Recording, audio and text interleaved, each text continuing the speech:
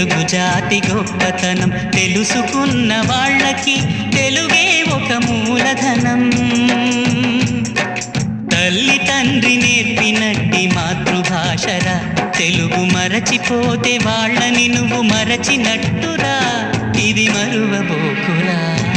తెలుగు భాష తీయదనం, తెలుగు జాతి గొప్పతనం తెలుసుకున్న వాళ్ళకి తెలుగే ఒక మూలధనం. తల్లి తండ్రి